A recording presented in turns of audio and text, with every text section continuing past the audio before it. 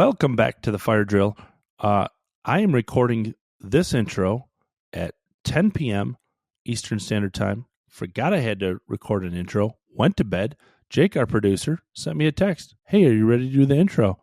And I said, yes, of course I am. I just want to first thank our sponsors, Dormy Workshop. Awesome, as Alan Shipnuck says, artisanal head covers.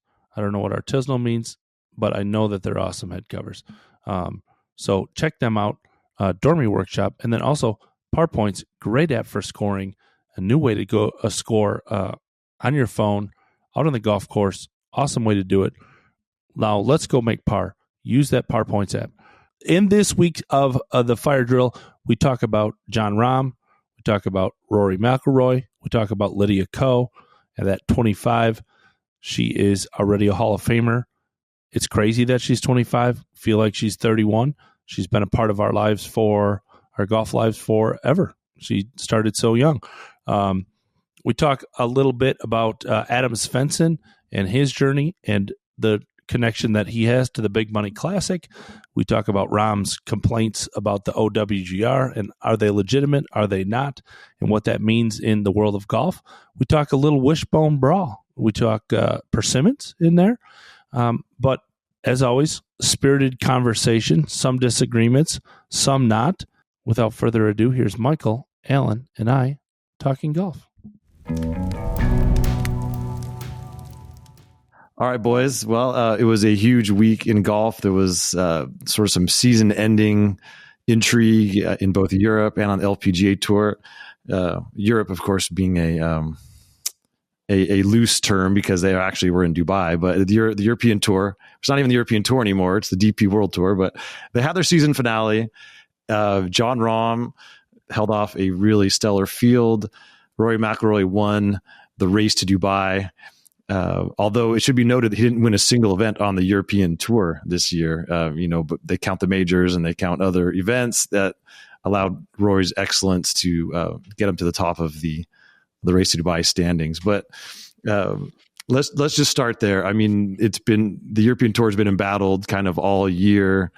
It's in this funky place because of the battle between LIV and the PGA Tour, and the Asian Tour is rising, and I think Europe's going through a little identity crisis. It lost all of its elder statesmen in the Poulters and Westwoods and Garcias and Keimers and Stensons. An entire generation of stars just vanished and left a little bit of a void there. So to have such a good finish with so many top players, what did that mean for this embattled tour? Well, they need it. Just like when LIV was just starting up and Rory went to Canada and they had a great event. Everything seems to count now. To use one of your words, Alan, everything is fraught. Everything has more meaning than otherwise would. So it's significant to see top players playing, and it's significant, sort of, I guess, to see Rory McIlroy winning this thing. It means nothing to me, and I can't imagine it really does to most ordinary golf fans. But on the global stage of golf politics, it seems to mean a lot. Yeah, I think, it just seems to me, and obviously I'm locked in more on the Asian Tour because of just what it means to a lot of guys that I follow. But it seems like the Asian Tour has a lot of momentum. And the Ogletree won last week. Just seems to be there's a lot of momentum. They need Rory and Jon. The European, more than any other tour, needs some momentum. It seems like they've kind of got lost in all of this. And like you said, Alan, I think their identity is they just seem to be in big, big trouble to me. And so, yeah, I don't even know what the race to Dubai means. I don't know how the hell he won without winning an event. Didn't like Will Zalatoris or Patrick Reed win it one year or something by not even playing a European Tour event? I don't know. But I think it's good for the European Tour if Rory and Jon Rahm are mentioned anytime with it, associated with it. They need it. End of story. Will Zalatoris finished 7th this year, and he only played one normal European Tour event and missed the cut. So it just tells you how heavily weighted it is to the majors. And again, it's just you're right. I don't think that Rory has deep feelings for this, but it's just the fact that he won it is another testament to what a fine season he had and his excellence from start to finish. Just the fact that we're sort of manufacturing a discussion about something we don't really care about is proof of the fact that people, whether it's Graham McDowell or Davis Love or various, people on all sorts of different views of this thing, do think the PGA Tour season or the professional golf season is too long, too monotonous, and even if you go overseas and all the rest, too many 72-hole events without enough meaning to each individual event. So that might be the biggest lesson of this thing. I mean, even when you have Jon Rahm and Rory McIlroy playing in a tournament, it's mid-November and people are not really thinking about golf. It's true. It's a little bit of like, why are we here? Who am I? The old Stockdale line. I mean, it's, but they did show up. They did play golf. I mean, for, Jon Rahm, it clearly meant something to him. He was like, people have said I had a bad year. This is my third win on 3 continents. Like, he was kind of beating his chest. And I sort of like that because a indignant and motivated Jon Rahm could, I think a year ago, you'd have said he's the best player in the world. I think clearly he's probably been surpassed by McIlroy and Cam Smith in the short term, but, to see that it meant something to Rahm was cool. And I agree. And he does run out in his comments about the world golf rankings being a joke and how they, what do you think of that, Ryan? Yeah. I mean, the Asian Tour guys, Andy, but even before Andy, Travis Smith, Barry Henson, a lot of the live guys that are playing over on the Asian Tour have been beating this drum for a long time.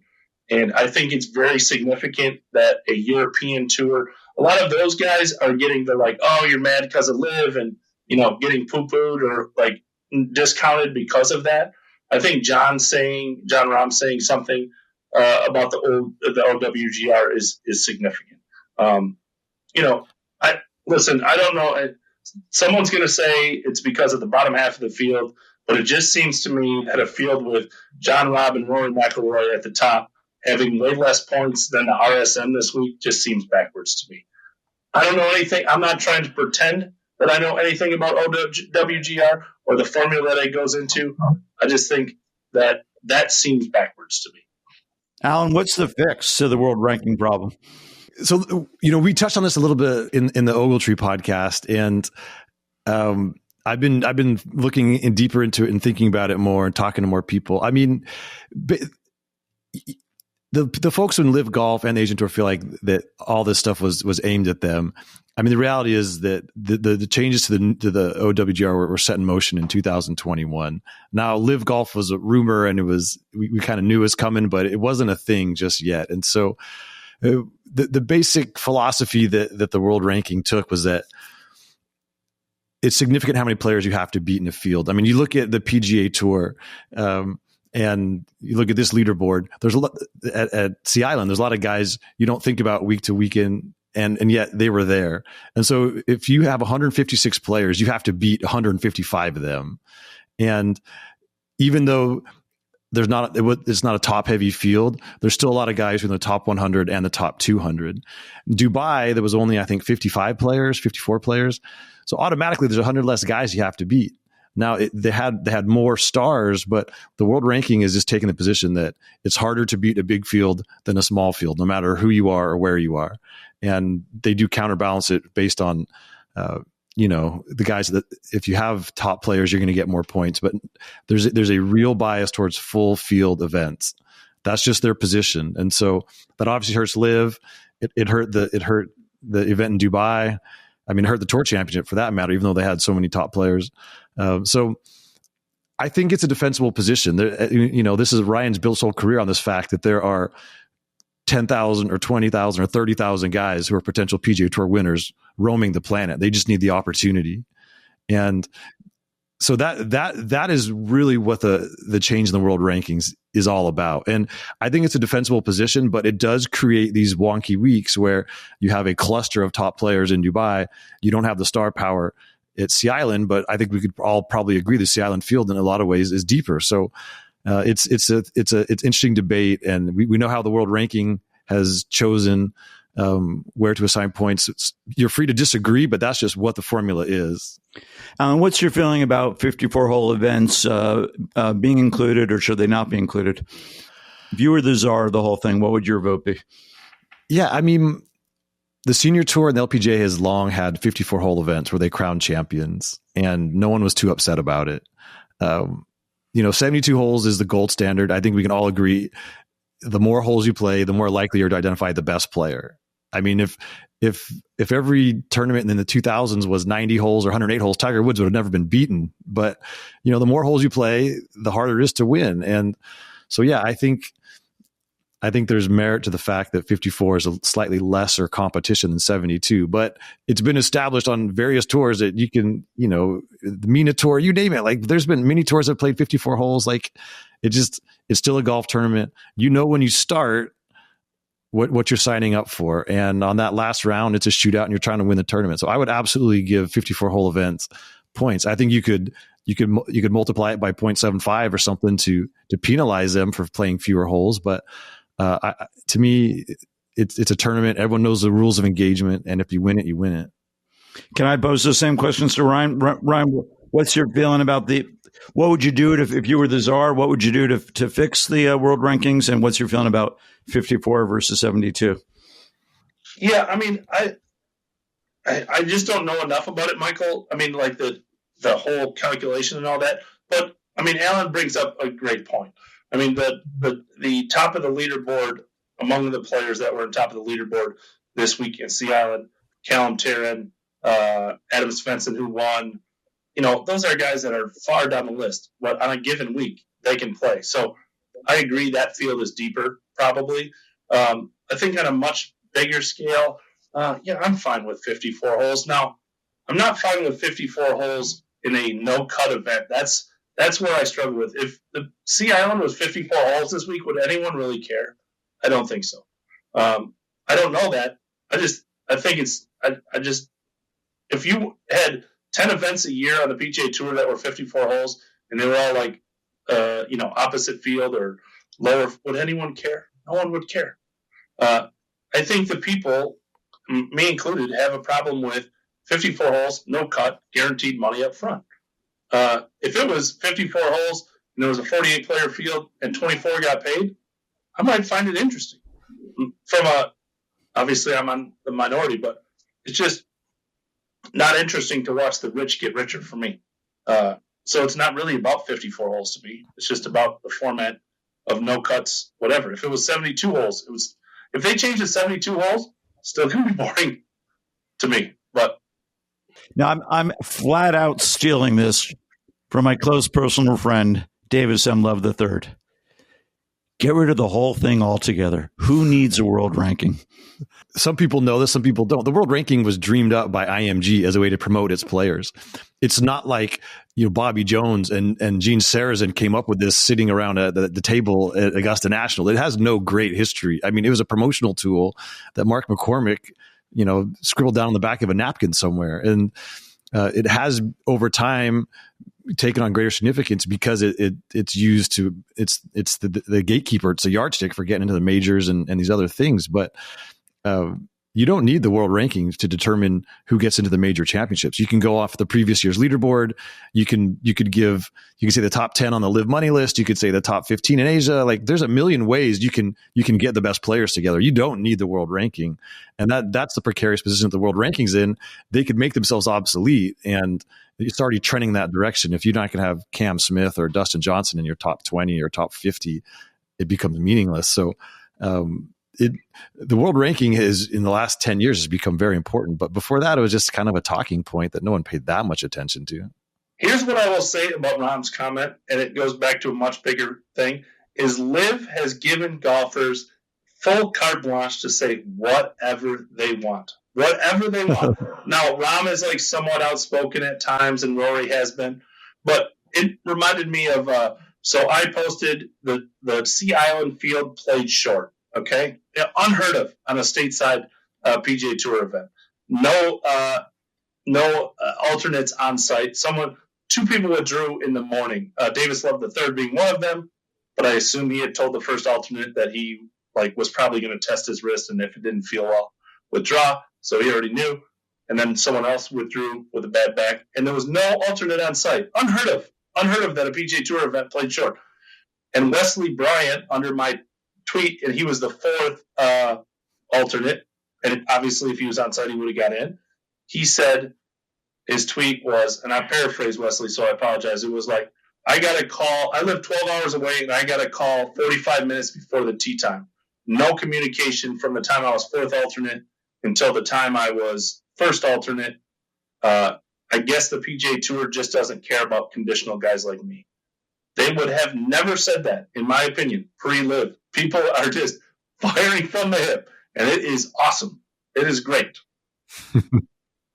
Yeah, I agree with all that, Ryan. It's this. We've seen this throughout American life. Civility has gone by the wayside, and now people are they're just taking shots. Which, if in our business, it's as I've said many times, it's a gift from the content gods. But even Rahm's comments were a little short-sighted, because part of the overhaul of the world rankings, this most recent iteration, was in the past, different tours were guaranteed a floor on how, no matter what, they'd get a certain number of points per event. And even if nobody showed up, you would still get, I think on Europe, it was 24 points for the tournament. And they did away with that.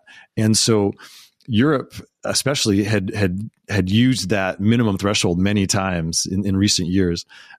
So their players were getting artificially propped up in the rankings, whereas the field might have only been worth 11 or 13 or 17 points. They were still getting 24, and so the European guys they've been hit hard by this as well, and that's part of Rahm's blowback, is like they're feeling discriminated against. But really, it was probably a necessary tweak to say we can't just artificially give you points you haven't earned, and so. Rahm's kind of sticking up for his home tour and his home continent and all that, but his comments were not totally grounded in reality or the truth. So, people popping off is great fun, but sometimes when you dig a little deeper, it's like, well, I'm not sure how well informed they really are. There was a beautiful simplicity to the money list, just the money list. And if you wanted to win the money list, you could either play more or play better when you did play. And I remember having this conversation with Davis when they made the move from the money list to FedEx points. And I never really gravitated to FedEx points. And now you go one step farther into this world golf ranking, and it's even a vaguer or a bigger mess to try to determine who's really good. And it's kind of taken away from the barroom conversation of who's the best player. And right now, when people have that barroom conversation, it's inevitably the guy who won most recently. And what Jon Rahm was saying, I won in 3 continents this year and I had a good year. It's cool because it really doesn't have anything to do with where world ranking points. Just like, look at how I played this year. Everything's gotten more complex this season in golf, and it's fascinating. I mean, I think I like the conversation. I like the controversy. I like the divergence of opinions, but it's important that people dig a little deeper. And I think, maybe this conversation will help some listeners understand the ranking changes. It wasn't really targeted at LIV or Europe. It just happened, or Asia for that matter. But, the emphasis is on bigger, deeper fields, and it's kind of like Rory winning the race to Dubai. It wasn't that he won that many tournaments; it's just that he had a lot of good finishes, like consistency, and that's kind of become baked into the model. Like, you got to be there, and you got to show up every week. And Michael, I think we gravitate more to the guys. Like, I would say I'd rather have Jon Rahm's season where you win 3 times. And 5th on the money list or 5th in the ranking versus someone who has a million top 10s but doesn't win and they're higher up. I mean, the wins are what you remember, but a lot of the measuring sticks in golf now are more about week in, week out consistency than they are occasional bursts of excellence, and it just is what it is. But so we've touched on Sea Island a little bit, and for this kid, the winner, who 3rd-year Canadian. Adam Svensson, like, he's the 2nd Canadian to win this year on tour behind Mac Hughes.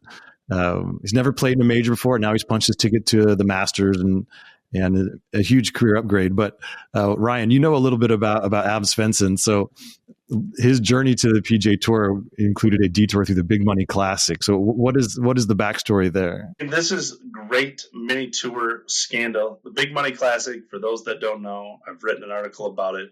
Didn't pay players, but the original Big Money Classic, Adam Svensson won. It was $100,000 to the winner. As far as I knew, I don't have a relationship with Adam. He didn't really fit into the Grinders mold. He was a Korn Ferry member at the time when he played, and he plays. He wins. As far as I know, he gets his $100,000 winner check. The whole Big Money Classic falls apart the next year, and I learned that Adam has been paid over a year basis. So he didn't get paid originally. Dustin Manning, the owner of Big Money Classic, made a deal with him to pay him over a 12-month period with interest. And unfortunately, they used the players' entry fee from this year's version of the Big Money Classic to pay Adam. So Adam eventually got paid, plus interest. Unfortunately, it was from the entry fees of the players this year who have never been paid. Or they've been paid 10% of what they're owed. So, just full mini tour drama right there. I mean, it's an absolute pyramid scheme. It's like Bernie Madoff. You got to take money from someone to pay someone else, but eventually you're not going to have someone new to take the money from. Like, it's wild. It is wild. And there's a great picture. I'll try to get it for Jake. There's a great picture of Adam Svensson that Chantel McCabe took. Chantel and I were covering the original Big Money Classic, and Adam has won this $100,000. Like, no one knows that he's not going to get paid at that point. It's like a huge win for him. Needs money. I mean, that is career changing type money for a player, and there's no one there. And he takes his big ass, one of those big ass checks, and he's walking to the car just by himself. He just won $100,000, and he's just like no one around him, carrying his own bag. He has his bag in one shoulder and this big ass check underneath of his arm on the other one. And it is, mini tour life to the max. Alan, did you find yourself rooting for Joel Damon at all this weekend? Of course. I was going to mention, Joel Damon, recent guest on our Need a Fourth podcast, shot 64, finished tied for fifth, jumped 20 people or so on Sunday. So I was definitely happy to see him. The Need a Fourth bump is real. And, evidently there's a Golf Digest bump. Are you familiar with that, Alan? Sort of. That's always been a thing. I think there's an actual fact when players get this attention, they're on a podcast, they're on a magazine cover. I think it helps your self-esteem, and I don't think it's a coincidence. They tend to play better after these little bursts of attention. So, have you seen the Golf Digest cover with Damon on it? I saw a behind the scenes video. I kind of get the vibe. I don't know if I've seen the actual magazine. Is it fun? Very funny. He's funny / ridiculous / sign of the times. He's shirtless. He's tatted up in every possible, he's inked up. Every available piece of skin is pretty much inked up. And it's kind of classic Joel Damon. Yeah, no, he's great. I would implore listeners, if you haven't checked it out, listen to Need a Fourth. It was such a fun conversation. That's our new podcast. Michael, myself, Jeff OWGR are the co-hosts. We take turns kind of surprising each other with mystery guests. And Joel was our first one because he was just so much fun. And we have a lot of great guests coming. So that those drop on Wednesdays. But back to Sea Island, there's a lot of energy around Sahith Theegala. He's become sort of a favorite of golf Twitter. He made a nice run despite a double bogey on the 7th hole. But I was most interested by Cole Hammer. This kid just graduated from Texas in a few months ago, really, and finished 5th, which that gets him into the field in Hawaii, the season opener of the calendar, anyway, of the 2023. And he's got definite star quality. He's more of a golden boy than a grinder, Ryan. But have you crossed paths with Cole Hammer at any events? I have. Cole's obviously super talented. There's Cole is at the center not because of anything he's done, but at the center of the PGA Tour rankings dust up, because you get points for being on in a PGA Tour event. And prior to him turning pro, he got, like, this is a rough estimate, 14 exemptions over an X amount of period. And so a lot of controversy about, the politics behind exemptions that we all know about. But, it's just back to your point, Alan, an 156 player field, there's probably 150 guys that can win on a given week. Not that Cole is not ultra talented, he is, but the guy has made like 3 cuts in 16 career PGA Tour events.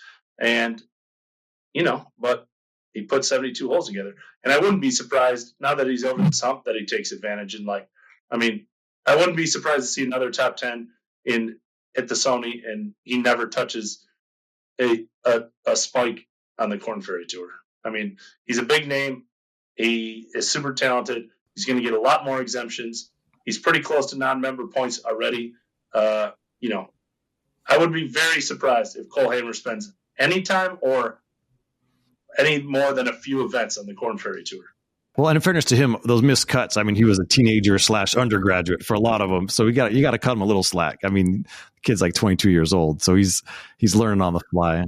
Ryan, because of my interest in your career, I followed Akshay this week. He was a Monday qualifier. To have this correct, who played his way into the RSM Sea Island event.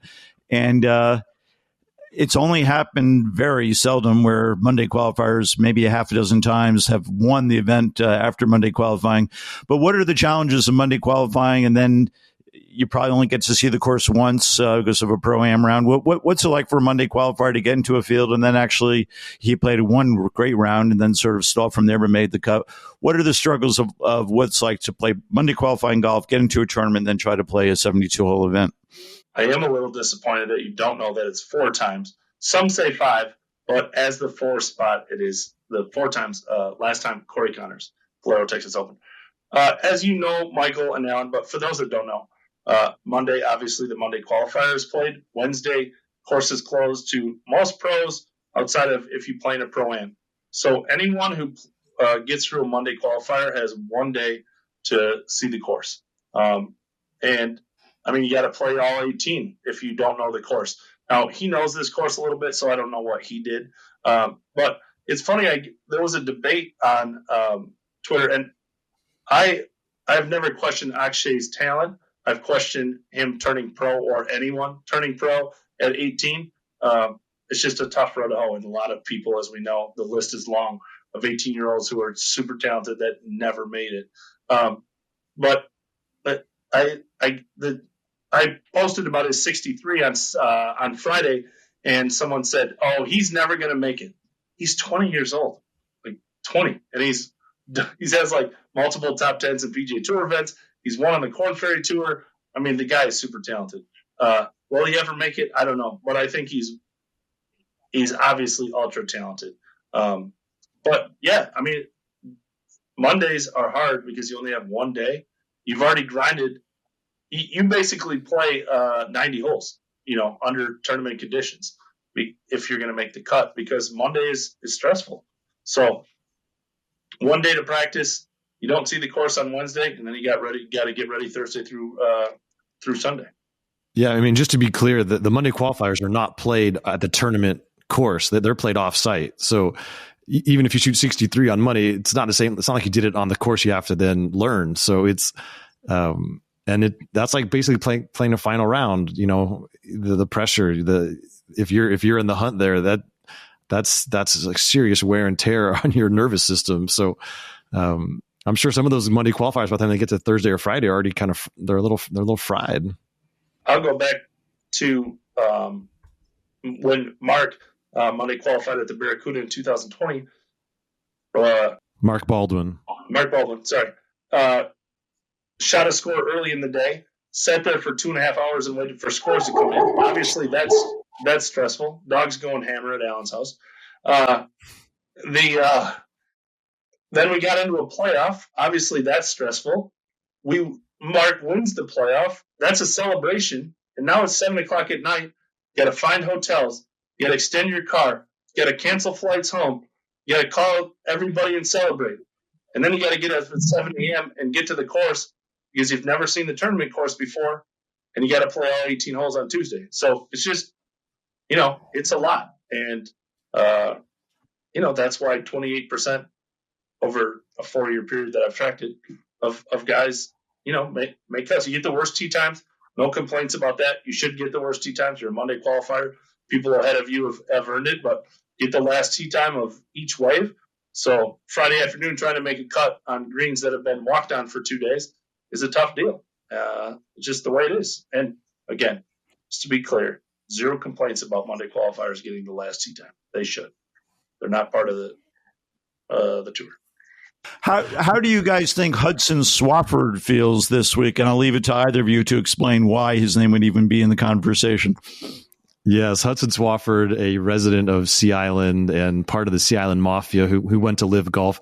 I actually asked him about this in at the Live event in Chicago, and because I've been told he was basically run off the island. And he said, not exactly, but it's been a little frosty. He's definitely, it's very cliquey, and there's a lot of PG Tour guys who makes the island their home, and he was made to feel a little unwelcome. And it tells you how seriously this Live PG Tour rupture has been. That the poor HUD is just like he's getting stink eye at the grocery store, but that's what's happening. Trying Carter from No Laying Up quote tweeted my Alex Fitzpatrick story and said, and took a shot at Jay. Not took a shot, said something to Jay like, this is the stuff that the tour should worry about, not blackballing Cam Smith from all the Jacksonville golf courses. This fight is full-blown petty. Full-blown. And Davis has some power in Sea Island.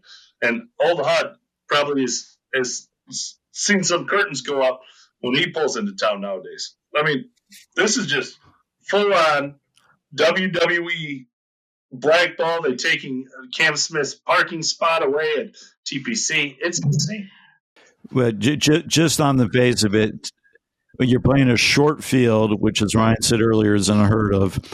And you've got so many tour players living right there, one of whom is Hudson Swafford.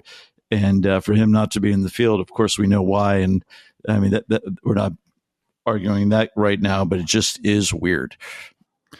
Yeah. And I don't know Hudson that well, but he just seems like a very pleasant, down home kind of Southern boy. It's hard to imagine that anyone's really that mad at Hudson Swafford as a human, but it's just what he stands for. And it's an interesting turn of events. Let's talk about a feel good story here, and that would be Lydia Ko, who winning the season ender on the LPGA Tour. And I love Lydia Ko. She, to me, is just one of the nicest people in all of professional sports, and it is just a joy to watch the way she plays the game. And especially early in her career, it was so natural and instinctive, and just she had like a Jordan Spieth-like genius for just getting the ball in the hole very quickly. She would long putts, hold out from bunkers. Crazy things just seem to always happen, and at some point, it's not a coincidence. And she got a little technical. She kind of lost her way a little bit. And but she's back with a vengeance. This was her 3rd win of the year, 14th top 10. She's player of the year. She won the Vare Trophy for scoring average. Just a monster season for Lydia Ko. And all those things have significance because now with the LPGA formula, any of those accomplishments, player of the year, Vare Trophy, they get you points that put you further along into the Hall of Fame. We can all agree she's already a Hall of Famer, but the weirdness of the LPGA is you actually have to check the boxes. And so it's significant when you win these big milestone awards. So I don't know. Let's have a little Lydia Ko appreciation for a moment. Well, she swings like a dream. She plays so within herself, and she's only 25 years old. To be talking about her in the Hall of Fame, the way she goes about her golf, she could be playing good golf for the next 15 years. Al and I were having a conversation with Christina Kim the other day, and she's played good golf for 20 years. People do stick around for a long time in this game. The women's game, they start young. Of course, they're starting young in the men's game now, but to be only 25, she's already been the best player in the world. She'll probably be the best player in the world again. And we'll, hopefully see her for many years to come. It's astounding. Well, shout out to Sean Foley, the swing coach, because he he's been a part of this renaissance. And I'm a big fan of Sean Foley's as well. Not even getting in the weeds, the technical stuff, but he becomes more of like a life coach. It's like a holistic thing, I think, when you're working with him. And I think he has a great perspective on everything. And I'm not sure how much he changed her swing or didn't change her swing, but whatever he did worked. And it just got Lydia Ko back to being Lydia Ko. And I was texting with Foley earlier today, just after Lydia won. And he said, she has earned every part of this return to greatness, and that no one in the game works harder than her, which is a big statement, but I think it's true. So even you take that incredible gift and natural talent that she appears to have, and then you work that hard. I mean, good things are going to happen. So huzzah to Lydia Ko. I don't think we can talk about the LPGA. First of all, Lydia Ko, awesome, and the crazy, just insane that she's only 25 years old. But I don't know if you guys read Beth Ann Nichols' article about the CME CEO having this dinner and literally 0 LPGA players showing up. And it is quite a thing. I mean, the LPGA has had so much momentum, rightfully so. It seems over since Juan took over, helped it grow. And now it just seems like they get very little negative press, rightfully so. They have been on a great trajectory. But their biggest sponsor, CEO, saying having this dinner and 0 players showing up, and saying his quote was, I'm pulling it up. Sorry, everybody. I don't have my phone just locked on me. I'm concerned about the future of the tour, said the CEO. I mean, that's a pretty damning quote from your biggest sponsor. Yeah, I did see that. It was interesting. I mean, it dovetails a little bit with Bubba Watson's, Thunderbolt, although we already kind of knew it, that a lot of the tour players get paid to do some of these sponsor related activities. I mean, when players are in their grind mode, and this is a huge event. I mean, Ko won $2 million. It's the biggest winner's check in the history of the LPGA. There was a lot at stake at this event. They don't want to go to dinners, and they don't want to go to these functions. They will if there's a direct, correlation to their paycheck. This probably seemed a little optional, but clearly it ruffled some feathers. And I think next year, the entire field's coming to that dinner because, as you say, Ryan, you got to keep the sponsors happy. But the fact that the CME guy is talking about it publicly is really weird, because I don't know if that's the live effect too, but that never happens. There's never any public criticism of anything from corporate America. If I threw a party and no one showed up, I wouldn't tell anybody. I would tweet, "We just had the greatest party ever, man. That was a rager." It is kind of the best line in the story is he asked everyone, all the women players, to stand up, and the line from Beth Ann was, "And only the waitresses and the servers were standing." I was like, "Oh, that is rough." That was good. That was well done by Beth Ann. Yeah, I mean, it's funny. I mean, tour players, they just live in a bubble. They really do. And I'm going to tell it. So happening in Pebble Beach this week is the PBI, the Pebble Beach Invitational, and it's a really fun little off-season event. And they bring players from different tours, and it's kind of a working vacation. The winner gets maybe $60,000, which is not nothing, but so I heard a story this week that was so great. Harrison Frazier, who I love Harrison. I wrote about him a few times when he's battling injuries, and when he finally broke through, he got his first win. He's now on the senior tour. But so Harrison wins the Pebble Beach Invitational a couple of years ago. And I should say that the players, part of what makes it a fun week for them is they get to stay at the lodge or at Spanish Bay. The accommodations are free, and they can charge all their food as a kind of a nice perk for being there. And so Harrison wins, and he goes in the tap room, and he's buying magnums from everyone, and he's buying food and drinks, and putting it all on his room tab. And he goes to check out the next day, and some of the tournament folks are waiting for him, and they're like, "Harrison, congratulations! We're so proud of you, but we're going to hang on to the winner's check because that's $60,000, and your bill in the tap room last night was $80,000. So we'll just call it even. Thanks for coming. Great job on the win. See you next year." That's so great. Oh my god! I know. And there's like such a nice, like down home Texas boy. It's like totally out of character and hilarious, but you gotta love it. I mean, I respect the hell out of it. That's awesome. Why not? I mean, I mean, for even a kind of a silly season event in November, anytime you went at Pebble Beach, it's a big deal. I mean, it would be one of the biggest wins of his career, and he went big. Right now would be a perfect time to have, since Jon Rahm seems to be interested in playing golf this time of year, if he's properly motivated, and we know Lydia Ko is interested in playing golf this time of year. Right now would be the perfect time to have a mixed team event, which did exist for years. It was never a huge thing, but it was a popular thing. But that is something that could really galvanize golf fans all over the world, to have players from all over the world gather and play in a mixed team event.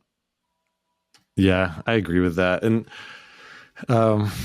it's crazy because everyone's talked about it for years. It would be such a no-brainer to you get the best LPGA players, you get the best PGA Tour players. It would be so much fun. The fact that they can't get it done is an indictment of the leadership on all those tours, but it has to happen one of these days. Well, a couple things before we go. We should tip our cap to the Wishbone Brawl in Oceanside, which is at Goat Hill, a few miles from the Fire Pit headquarters. I was there last year, and it was an incredible event. Didn't make the trip this year, and Michael and Ryan are far away. I think we'll blow it out next year, and we'll treat it like the Masters, because it really has become such a neat gathering of those who love golf, and you have the gold medalist in Xander Schauffele, you have Fred Couples, who's Fred Couples, you have U.S. Open champ Jeff Ogilvy, and then kind of local legend Dean Wilson. They use persimmon woods, and they're playing on a course that's not even 5,000 yards, and people just walk down the fairway without ropes. There's dogs, there's kids, and it's really one of the great events in golf. We did a lot of coverage on the Fire Pit handles, especially on Instagram, but Twitter as well. And I would encourage folks to check that out. It's just, the visuals are amazing. Everyone, you have 1,000 people ringed around every green and marching down the fairway, and it's kind of a throwback to how golf used to be. So congrats to all the folks. Interestingly, they play with persimmon driver, but they use a modern golf ball. Of course, the persimmon driver really meant to work with a balata ball, and does best. Alan, have you played the Goat Hill course yourself?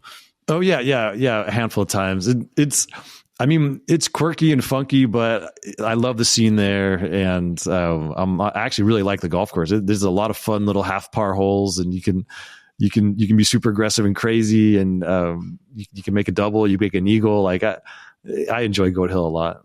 The term half hole, I can kind of guess it for a 3.5, a drivable par 4, right? But what are the other contexts of it? Because there's no par 2.5, there's no par 3. Talking to someone who made a 63-yard hole in one, there's no par 3 that's really a 2.5. Oh my god! Yeah, well, I mean, yeah. There's drivable 4s. The par 5s are short. They're like par 4.5s. And then, but there are the par 3s are really short there. I mean, you've got a wedge in your hand most of the time. So you feel like you can hit it close every time, even though they're dangerous. So, not except for the second hole, which is the hardest hole in California. But Brian and I played it in 6 shots combined. Oh, that's true. Well, that's impressive. Because I would call that is a half par. That's a par 3.5, Michael. So to your is that point. the one with the big? Is there a big bank beyond the green? You can hit it over the green. It'll hit the bank and maybe roll back down. I'm thinking the right hole. No, I think you're thinking of 9. That's a shorty. Okay. No, it's uphill. It's 200 yards over a chasm, crowned green. It's a horror show. Ryan and I need another go around that course to really appreciate. Yeah, you do. It'll happen. Well, I think that's the week in golf. I mean, we could also note that the Patrick Reed lawsuit has been dismissed yet again. I mean, just a monumental clown show with the whole thing. It's free content for us, but Patrick Reed's actually paying for this. Like, yeah, I'm assuming he's getting billed by the hour, and so who knows? Maybe they will refile, which that'll just give us something else to talk about on the next Fire Drill podcast. Any parting thoughts before we go, boys? This is the week that was. Good week in golf, and always a pleasure to be with you guys. Indeed. Ryan? Thank you guys, as always. All right. Good stuff. Well, Another Fire Drills in the books. We do these pretty much every Sunday. Thank you for listening. Please also tune into the next Need a Fourth, which will drop on Wednesday. We're not going to reveal the guest just yet. We want a little mystery, but it's a great one. So for Michael Bamberger in Philadelphia, Ryan French in Middle America, this is Alan Shipnuck in California signing off. Thank you for listening.